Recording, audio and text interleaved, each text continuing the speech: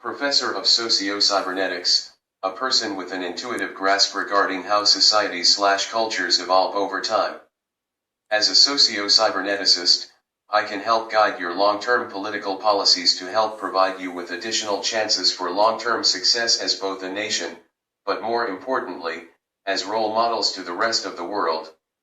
I seek to help you with this because I also see your country as the last country on earth that is, potentially, capable of establishing the world's first stable proto-civilization. Note that I do not believe that the term civilization, if both defined properly, and honestly, has ever been achieved in the various histories of the common man/woman species of today. I call this people species that lives today the Homo communia. They are not, in fact, Homo sapiens.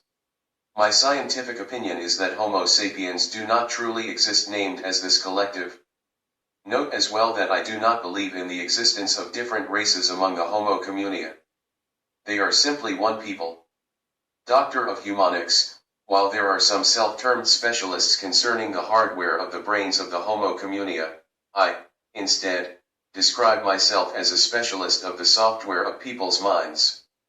During my own multidimensional efforts in becoming such an expert, I have developed my own theory to explain and predict the behaviors of the Homo communia. I have come to call my own theory Homo sapien domestication, HSD. It is a human domestication syndrome that has affected all people from all cultures/nations of the world. And so, it is crucial to acknowledge, and further understand this theory, if a desire does truly exist to potentially create any global collaborations in our increasingly challenging times to come. HSD is a form of mental illness that affects majorities instead of minorities, and that has, therefore, never been addressed, but that does, in fact, explain an immense variety of scenarios that are all too often unquestioned within the vast realms of the social sciences/humanities. Because it is still unaddressed as an invisible cultural toxin, HSD also acts as a social catalyst for the types of mental illnesses that used to affect only minorities, but that now affects increasing populations as well as creates measurable reductions in the averages of various types of intelligence quotients around the world every year that passes, and that it remains unacknowledged as a social phenomenon.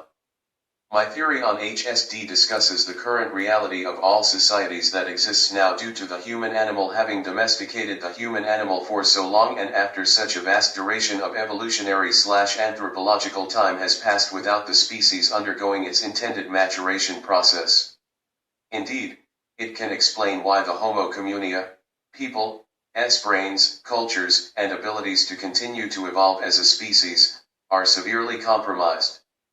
This cultural disease has been spreading, unchecked, on a global scale, for many generations now, mostly through the phenomenon known as memetics, e.g. how beliefs, behaviors, reactions, opinions, attitudes, and responses are passed on, through role modeling, from person to person, in more efficient ways during the ongoing torrent of modernity.